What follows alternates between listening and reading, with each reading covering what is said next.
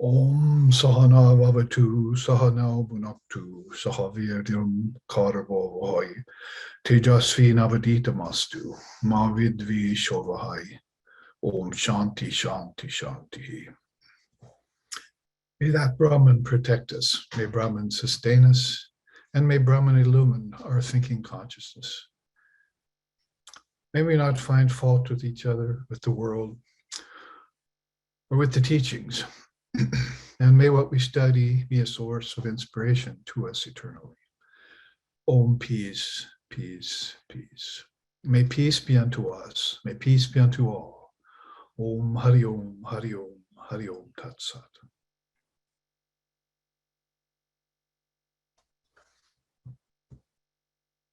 So always a very good thing to see all of you here at the gathering of SRV, Sangha, and friends as we plunge each weekend into the deeper aspects of Jnana Yoga, or what's more generally known as Dharma.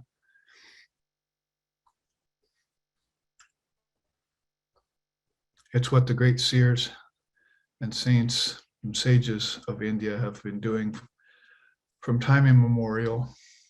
And so it's a good example for us to follow, especially at the end of our busy work week in a world such as we find ourselves in, and in this embodied condition. I hope you're all very healthy, and might as well add in wealthy and wise. Remember, that's a saying out of the early life, be healthy, wealthy, and wise.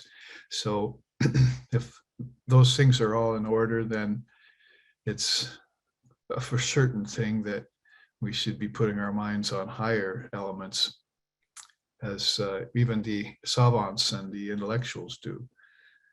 Think about Einstein saying that if one has everything in one's life in order, then it's time to use the intelligence and put it onto higher flights that are available to it.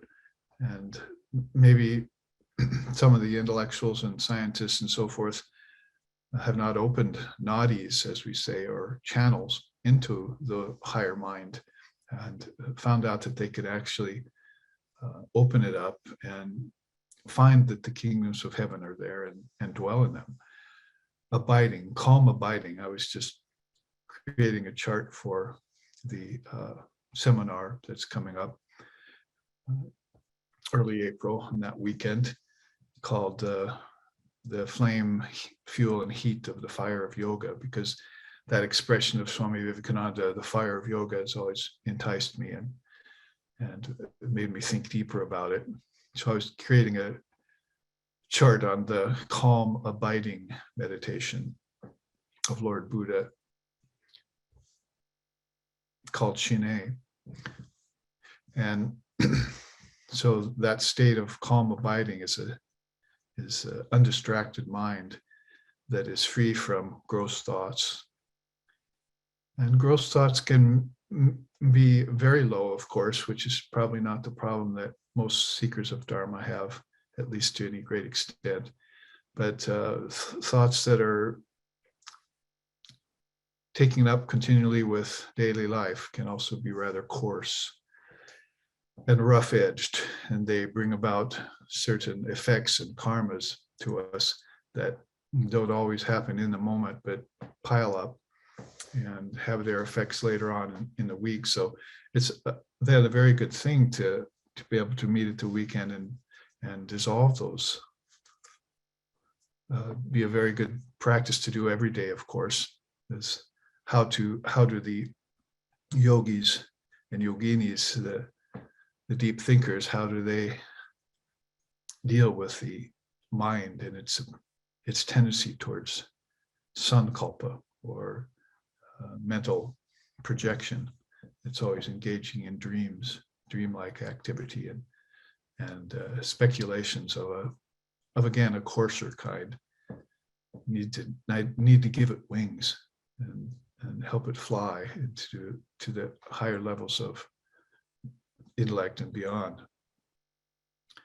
So they deal with that because all of these sankalpas just rise like bubbles in water.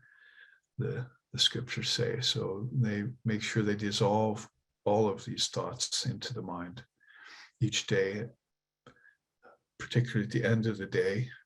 The beginning of the day, sometimes it's good just to open yourself up to this calm, abiding meditation before you face the world.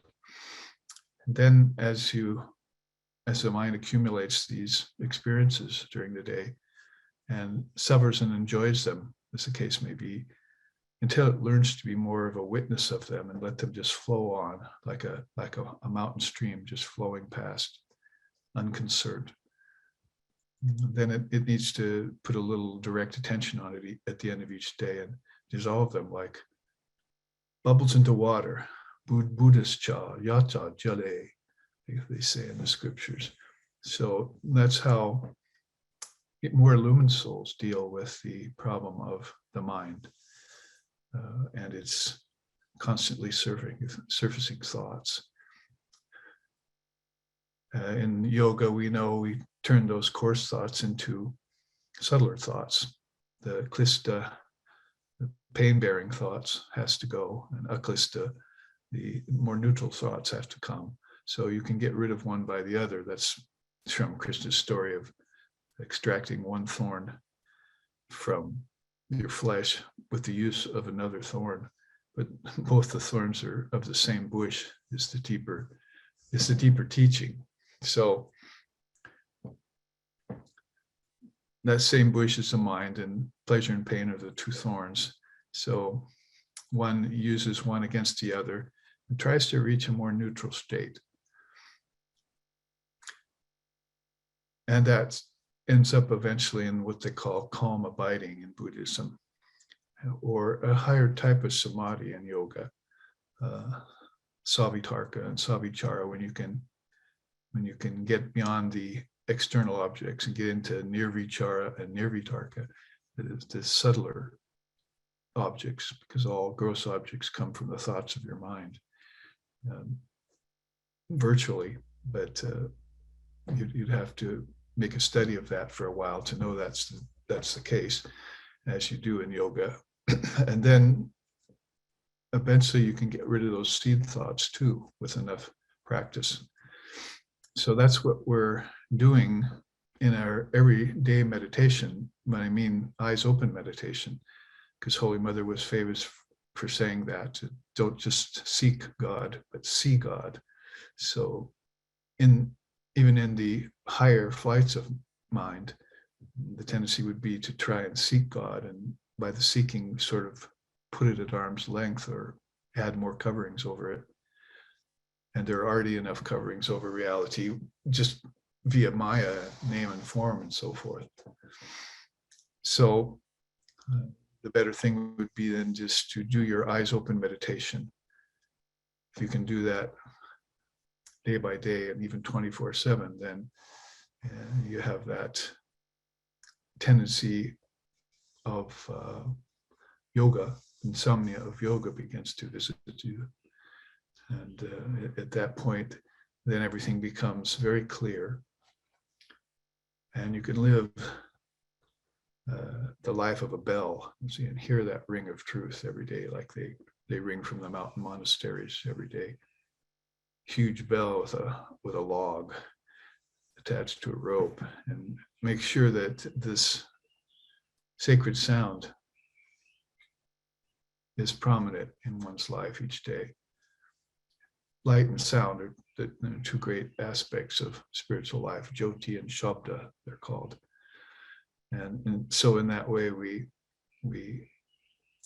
tune our senses to higher vibrations until such a point when the source, called the mind, can even itself out. And it prefers that silence of peace instead of the rush of cities or the chaos of war.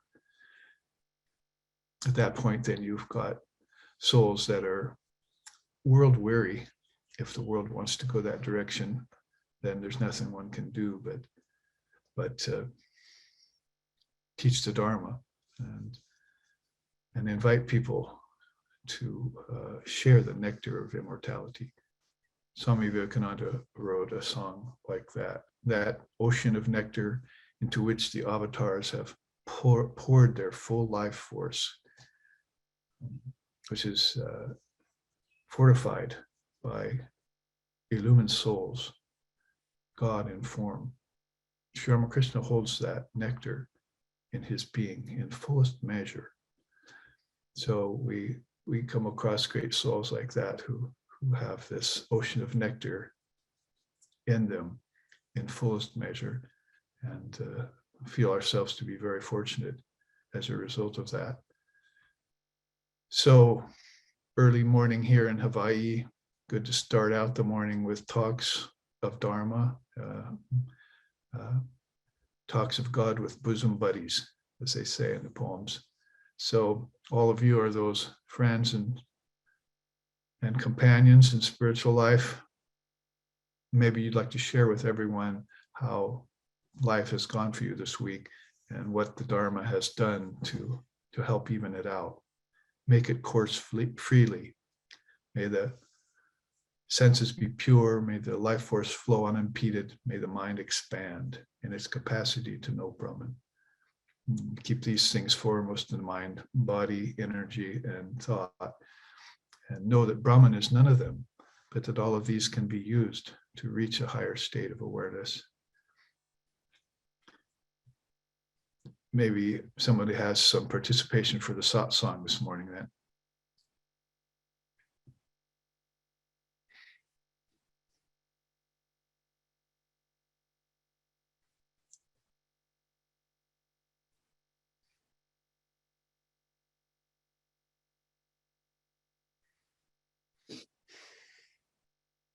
Chris has something, seems like.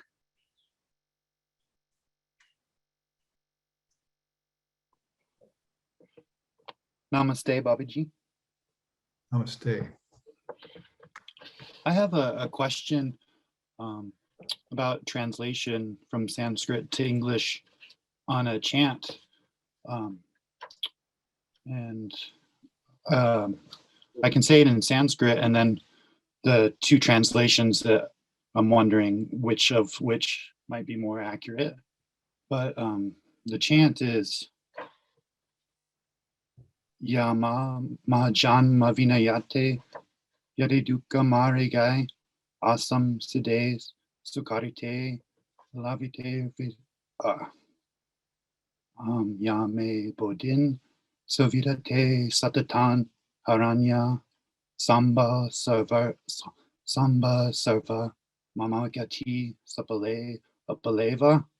And I kind of butchered that a little bit in my nerves, but a translation that I had that where I came with it was, whether I succeed or fail, she who has ever inspired my understanding on the earth, who devising sweet playful ways, has led me since my birth along the most painful paths to perfection.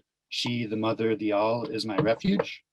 And that's kind of the translation that I received or heard with the chant. But then also there is kind of another translation. She who since birth has ever led me on through paths of trouble to perfection's goal, mother wise in her own sweet and playful ways. She who has always through my life inspired my understanding. She, my mother, she, the all, is my resort, whether my work overflow with full fruition or with none. And I was just kind of wondering if one of those two is more accurate with the Sanskrit chant. And then I guess the second part I might as well ask, I was also wondering whose image was on the cover of Reclaiming Kundalini Yoga. Yes, that image is an image of Nataraj, Lord Shiva, which my friend Ramnan of the Pilgrim's books in India is in his correct collection. So when I saw it, he allowed me to photograph it and use it on the cover of that book. I don't think Pilgrim's Books I don't think he still runs that anymore. There may be one arm of it still available. The one in Kathmandu burned down. because Jama Music gave a concert there in Kathmandu in his bookstore once. But there might be still one in Varanasi. And I know he's living in Varanasi, but yeah, his collection of a lot of his images graced the charts in the Footfalls book. He gave me permission to use all those. So it's been a real good boon that he gave us for that. But that's Nataraj, of course, the aspect of Shiva. As far as she who since birth has ever led me on through paths of trouble to perfection's goal, that's Swami Vivekananda's verse. And about the Divine Mother, I think it's in the hymn to the Divine Mother. You'll find it in Search for God. What's the name of that little book of poems of his? In Search of God, I think. And you'll find a whole collection of Swamiji's poems in there that have been translated into English. And so you'll find the other verses there too of that particular hymn to the Divine Mother. So that's the one we're used to. The one you recited probably was more recent. And I'm not sure. In the book Search for God, they'll tell you which of his poems were written in Sanskrit, which were written in Bengali, and which were written straight into English. So he did all three. So that particular one, you'd have to look in there under the footnotes to see. But I've always thought that he wrote that one in English. So I'm surprised to hear the Sanskrit, and it's very good that you've memorized it. I don't know where you received that from. Yeah, that was on a class about Vivekananda and Kali by Swami Mahayogananda from the Vedanta Society of Southern California. Yeah, he's a good friend of ours, and was made his start in SRV, and then became initiated by Swami Swahananda down in LA. And now he's one of the few American swamis now that are giving talks, which is very good to see. Yeah, wonderful. Well, that's that poem, last verse. The other, I memorized the whole poem at one time. I'd probably butcher it a little bit too if I tried to say the other verses right now, but have to refresh it. But that last one, my own teacher, Swami Sheshanandaji Maharaj, even when he was offering flowers in front of the altar, he'd all of a sudden be very silent, and all of a sudden he'd say, "She who since birth ever led me on through paths of trouble to perfection's goal." It's etched in my mind the way that those verses of those poems came out of his mind, and he memorized them and then used them for worship. So very beautiful. Who else has something to add into satsang today now that Chris has gotten us rolling in nice fashion?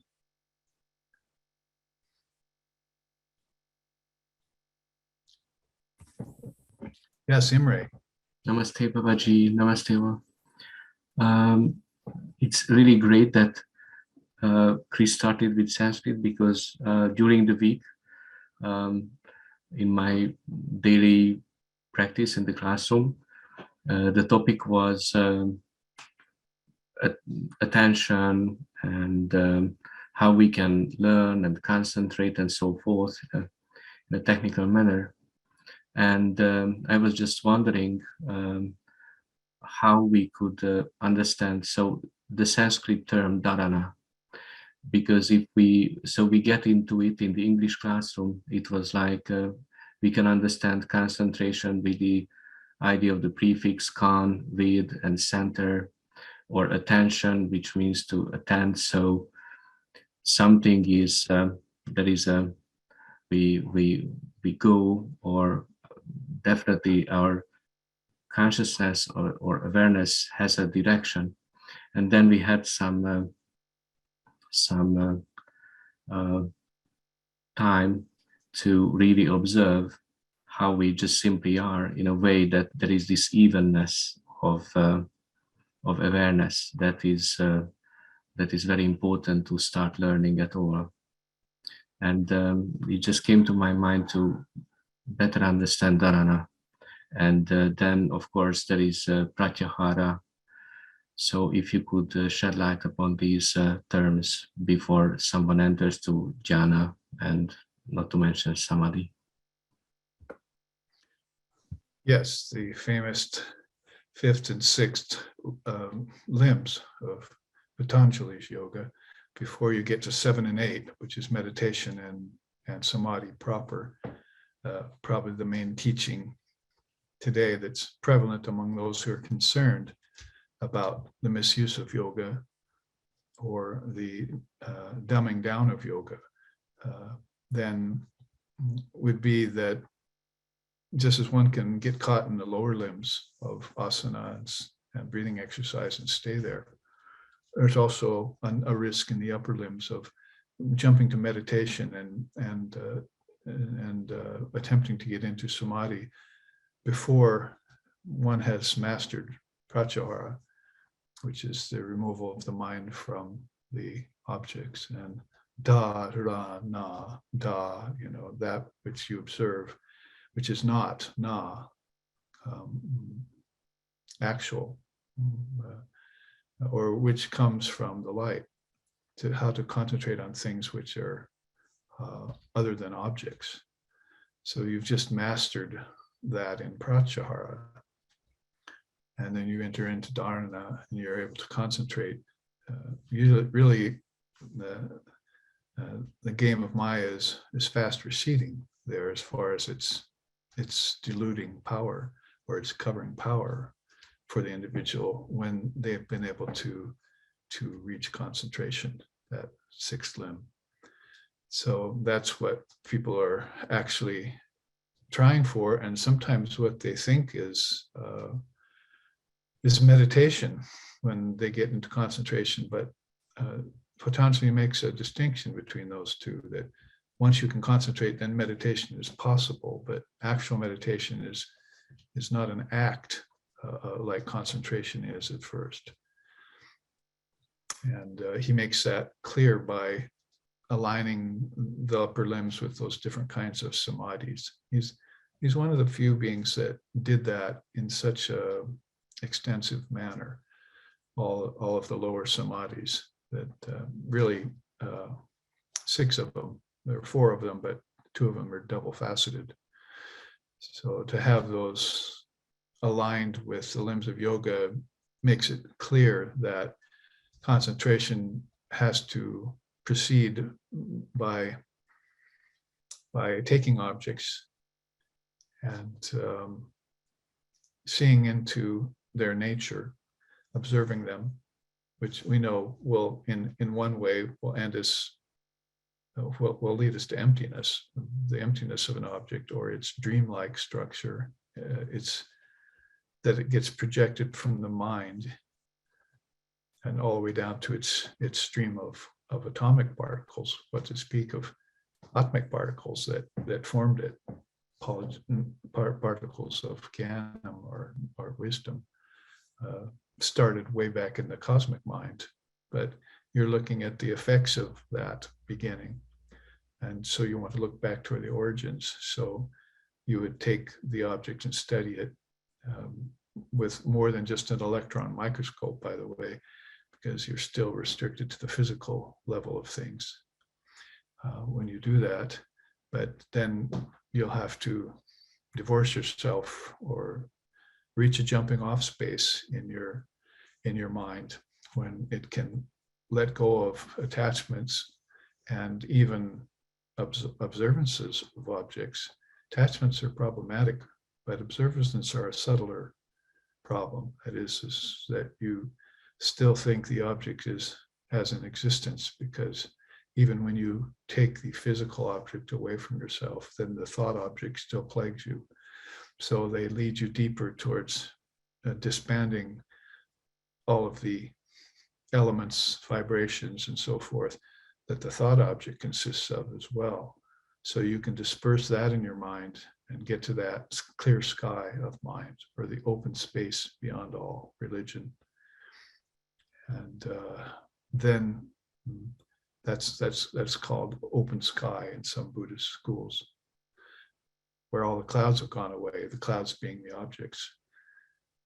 So it's a very rainy day for most people in their minds, when everything is dark, cloudy, stormy, and no sun peeks through, not even a ray. until such a time when they can work through the clouds of the mind, disperse them with wind. Actually, that's even a visualization that that they give, that you can use the winds of prana, the 5 winds of the 5 pranas, to disperse the 5 passions. In Buddhism, there's 5. So in that way, then you can bring, well, the way they describe it, because it is very subtle, is bring everything into the central channel. Because the central channel is called the sushumna, and the spine is just a representation of that on the physical level. But there's actually a channel that's moving in the spiritual body too, that holds you've probably heard of them, the 6 chakras, and leads up to the 7th chakra. So that's an actual inner channel that you have to enter into. For instance, when you do your breathing exercises, Swami Vivekananda teaches it, you bring a force down in the out breath on the base of the spine, because you're trying to release the blockage there. It's called the Brahma Granthi. You're trying to breathe in, and then you breathe out with some force, and you strike the base of the spine with your out breath. And that will pierce through that knot of the Brahma Granthi and open up the central channel for the soul's consciousness to ascend through. Chris just held up the book Kundalini Yoga, Reclaiming Kundalini Yoga. So I think a lot of that teaching is in there in a simple form, because it's more complex in the actual Yoga Kundalini Upanishad, in which I found it. It's a bit esoteric there, but put it in a more simplified form is that the aspirant is trying to open up that central channel. So when he does, it's why I came up with that teaching that if you open a door that's been closed a long time, you better be careful what you let in, because it's more than sunlight.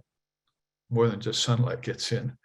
As you open a door, all these particles of dust and insects and germs, and everything gets by you that's been caught there by that door from time immemorial. We're talking about a soul who's been frozen in place and not awakened, and not used to central channel for very long. It's just been reborn on earth in the lower 3 realms again and again, over and over. And so they're not aware of the wonders of the light and the potential of the spirit. Obviously, you look at this world and it's true. So in the case of most beings, so back to opening the central channel, you use the prana, the wind of pranas at these levels that you find them, these doors you open, to disperse the passion of jealousy first, then disperse the passion of anger, and all of these are mated up with the elements: earth, air, fire, water, ether. Earth, water, fire, air, and ether. Excuse me.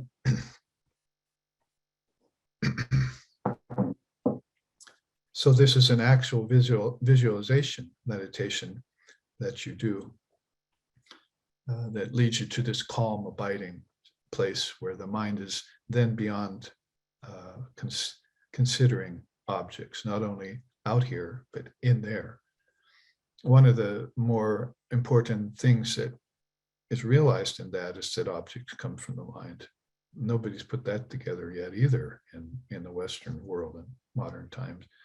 Is that, as Holy Mother said, because we were just chanting about her, right? She who since birth has ever led us on. As she said about it, that objects are just thought made concretized. Or, your thoughts made manifest on earth. Objects just come straight from your mind. It's a matter of vibration. So the whole world has been a projection of the mind, is how you would say that in a grand way. But in a more specific way, down to the various little worm, as Vivekananda said, to the littlest object. It's just been a manifestation of thought, collective mind, with billions of souls is very powerful in that way, and can think and it will happen. But they don't really know, most of them don't really know the power of their thought yet. We on earth, we know the power of our thought a little bit, and in the heavens, the celestials know the power of their thought a little bit. And with the gods and the goddesses in their realm, they know the power of their thought a little bit. But if the power that's there was opened up, then you have an illumined soul that can move out of those subdivisions of consciousness and course freely through all the worlds. The ocean of nectar opens up, as we were just saying, that Sri Ramakrishna holds in fullest measure. So that soul is then what they call truly freed with a capital F. That's moksha, a liberation that never knew bondage, or that's always at hand, didn't have a beginning, middle, end. It was just waiting for discovery when you opened one of those doors. So it's a vast subject, but you can tackle it in a more systematic way by thinking about limbs of yoga and working yourself to that fifth limb where pratyahara needs to be mastered. Because I think most contemporary practitioners who are serious about yoga, or maybe not yet serious enough about yoga, fall away when they have to go beyond objects.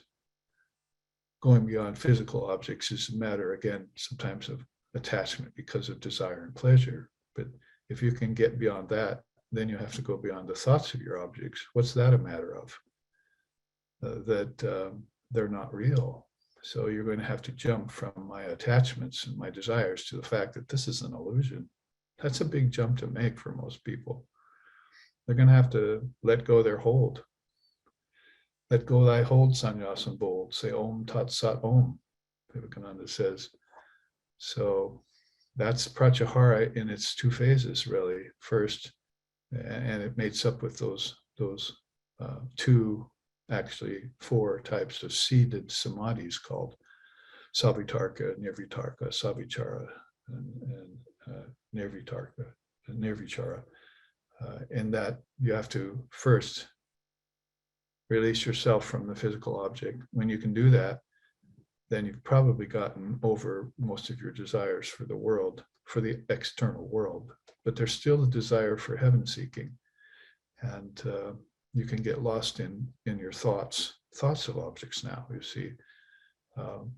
But you're going to have to realize that those, just like the external ones, have a temporary existence as well. Because I went into deep sleep, they went away. Because I went into good meditation, they went away. Because I went to death and maybe they went away. And so forth and so on. They reason with you so that you can complete the pratyahara stage and get into the stage of concentration proper, dharana. That's where you'll observe the light beyond what is not. Beyond what is not are objects in their gross and subtle forms.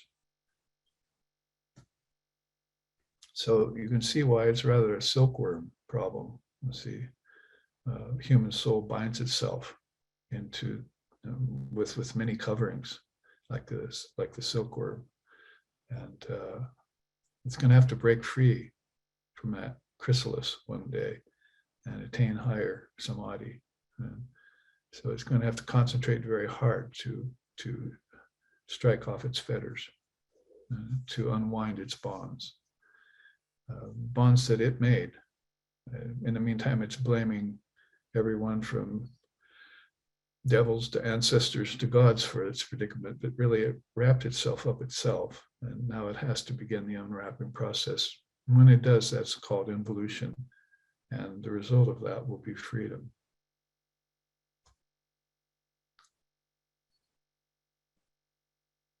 So say the seers, anyway, and so says the darshana of yoga.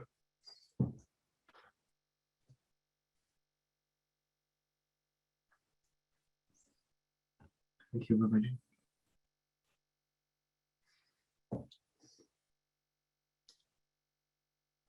Imre wrote me today, and he said, I might be jumping the deep blue pretty soon.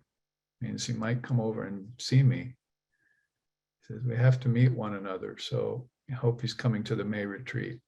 I'm sure all of you are, right? I know Matt is. He just bought his ticket. So who else is coming to the May retreat? Who else is returning to the May retreat at Wynwood? Make the commitment and make sure that you get deep injections of Dharma in this lifetime. Keep yourself free in that way. Hold something back from the world, not just in your refrigerator to keep your physical life going, but store up your treasures in heaven. And you may not believe in God, or you may not believe the words of the seers, or think all of this is just a nice speculation or a dream. But what if it's not? What if it's all really true? And the real truth is being hidden from you.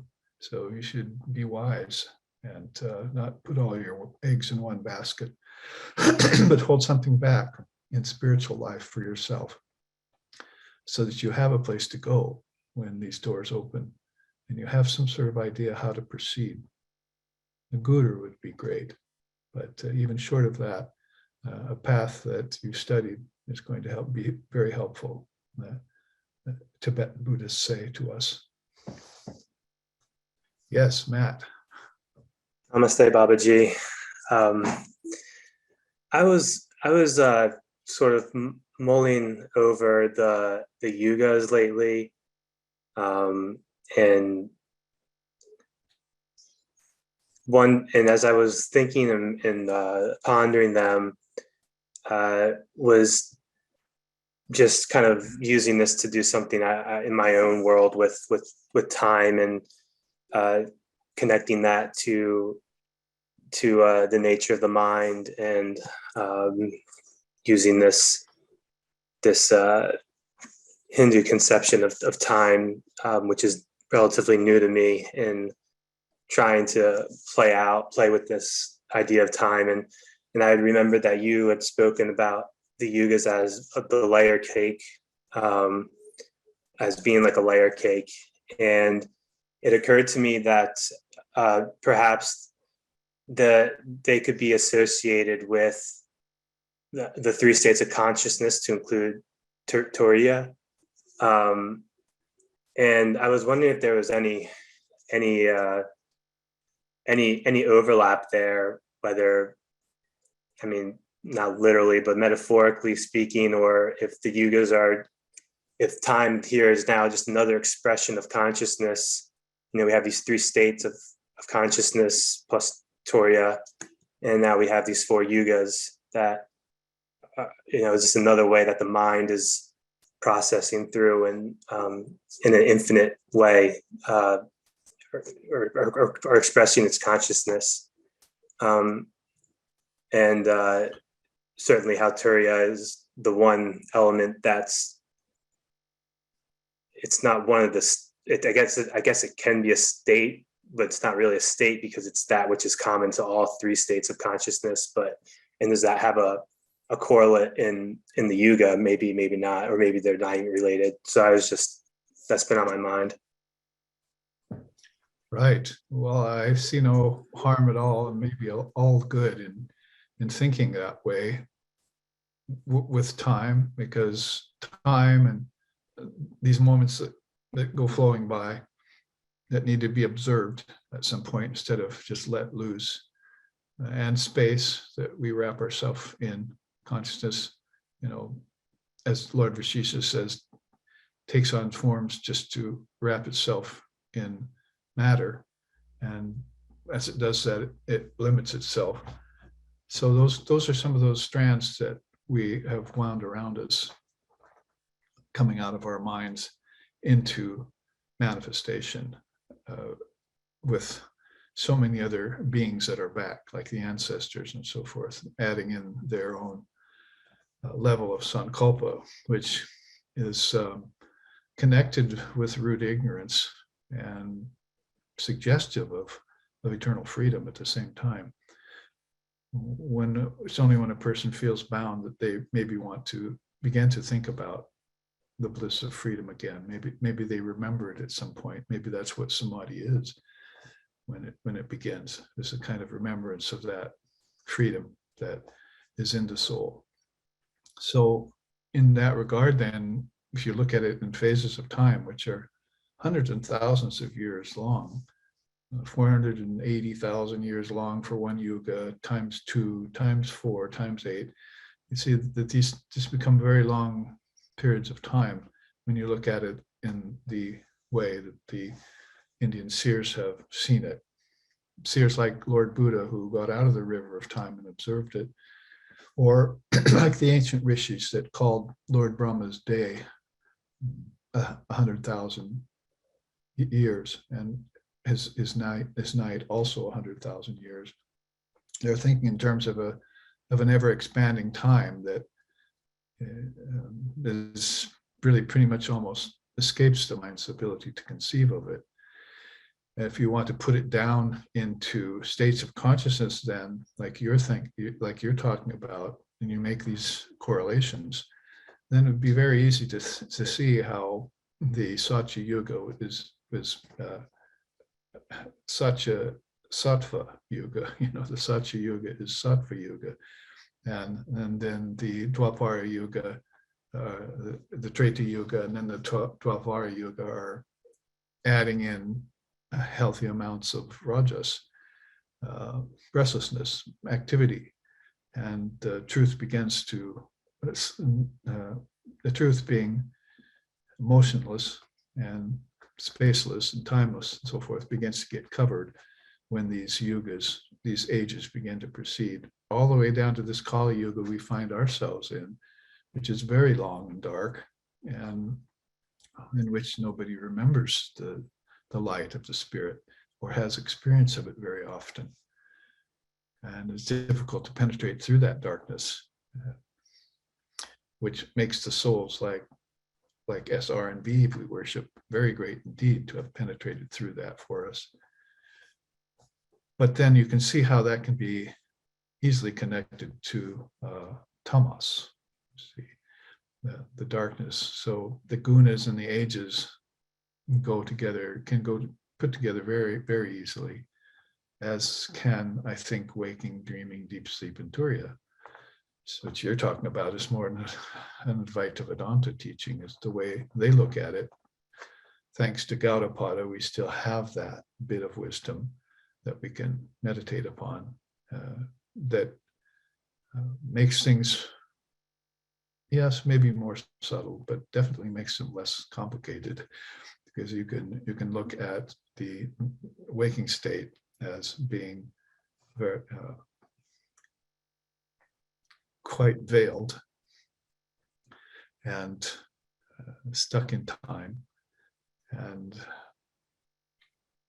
the dreaming state very much like other yugas, like heavens, like Dwapara and Treta yugas, where bodies are much more subtle, angelic bodies, deva bodies of the devas and devis and so forth.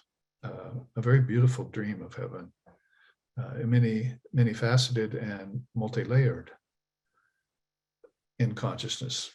And then all the way up to the Satya Yuga, where you're beginning to see how Turiya is coming into view, how everything has actually come from the light. It's rather like a journey in which you were the light and you decided to take separation from it and separated yourself out into a vehicle, proceeded out into this space, darkness of space, and wrapped yourself in time. And then at one point you say, okay, well, I see this just goes on and on forever, infinitum. I think I'll head home. So you turn, and the soul just moves back toward that sun, like a ray. When the sun goes down, just unites itself with the sun again.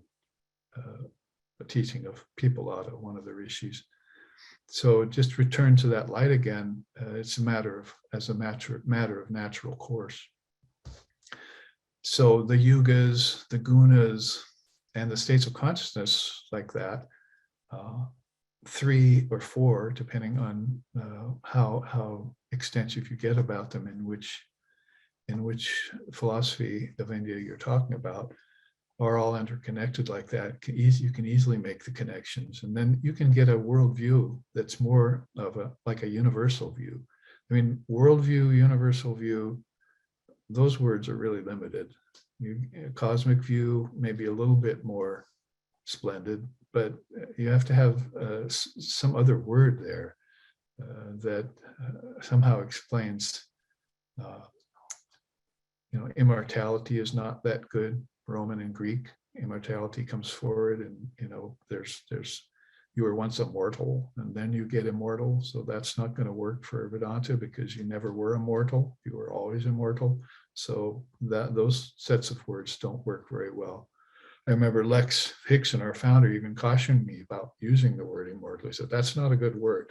Use eternal or infinite. And so we have to, anyway, look for words that can explain this wide open view. The open space beyond all religion is what he was finally calling it, because he had worked in 4 or 5 different religious traditions with the followers of those religions, helping to guide them towards a more non-dual view. Well, there's a word we could probably use. Not two, because you can't call Brahman one, because you'd be in risk of limiting it then, but you could say not two, like the Zen Buddhists do. And then you know that it's beyond multiplicity just by a mere word. So anyway, there's some thoughts about how to connect yugas, gunas, and states of consciousness, states of awareness, waking, dreaming, deep sleep, and turiya, how they really resemble each other and fit with each other. 10 minutes.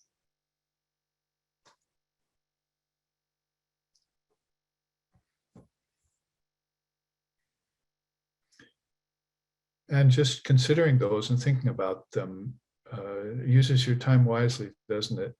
Reflective people are very different than restless people. Even sometimes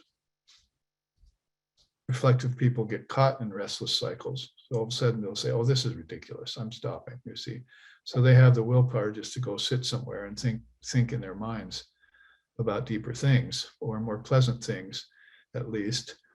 And they'll usually come up with that same old conclusion that all of this is futile. This is all sort of a bad dream. And I need to reclaim my peace of mind. That's where I really feel myself and feel the best, when I have that. So Holy Mother would often say that. You need peace of mind first and foremost. Never lose that.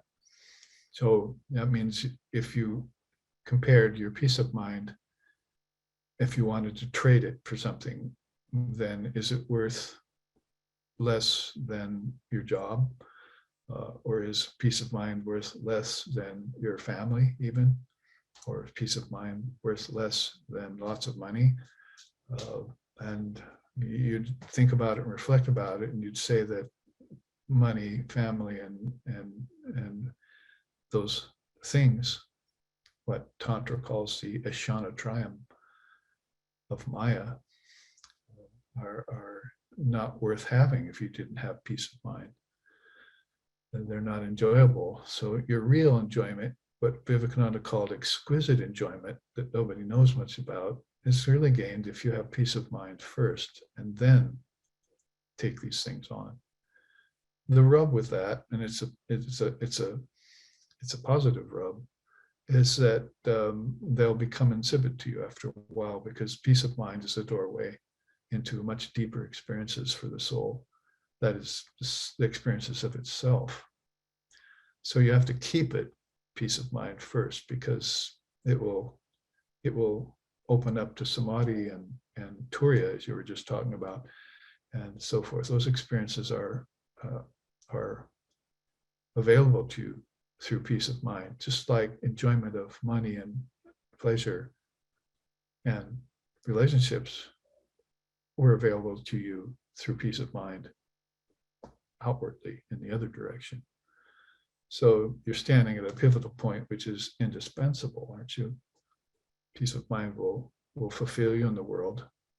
Peace of mind will open the doors to enlightenment. So that's why she said, you need that first and foremost. Never lose it.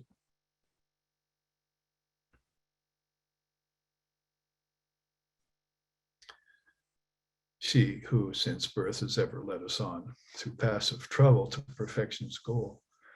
Mother, wise in her own sweet and playful ways.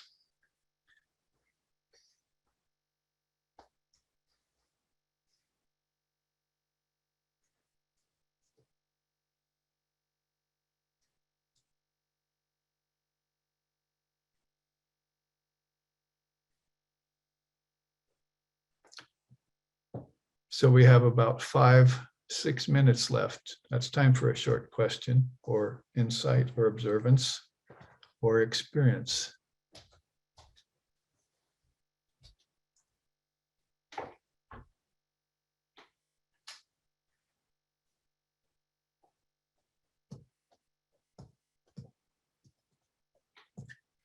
I did put up 5 more God blogs this week, 1 each day, so we can meet in an hour for those to discuss them. They just keep coming to my mind after 50 years of holding the Gospel of Sri Ramakrishna as my main scripture. I've done a lot of work with that great book, as our founder Lex Sixon did when he wrote Meetings with the Great Swan, or Great Swan. So there's so much in that that is such a good example of the life, the divine life of Sri Ramakrishna. So we can always return to that and re-inspire ourselves, recommit ourselves to that eternal freedom that he had as his main possession. He didn't just have peace of mind. He used that all the way to the highest samadhi.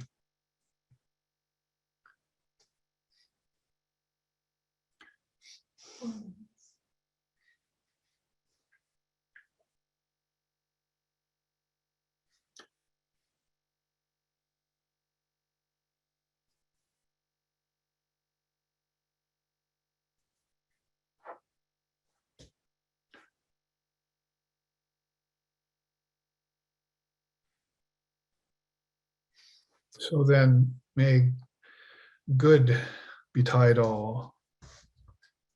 May peace come unto all. May all see the face of truth and be fortified by the armor of love. Om peace, peace, peace. May peace be unto us and may peace be unto all. Om Hari Om, Hari Om, Hari Om, Tat Sat Om.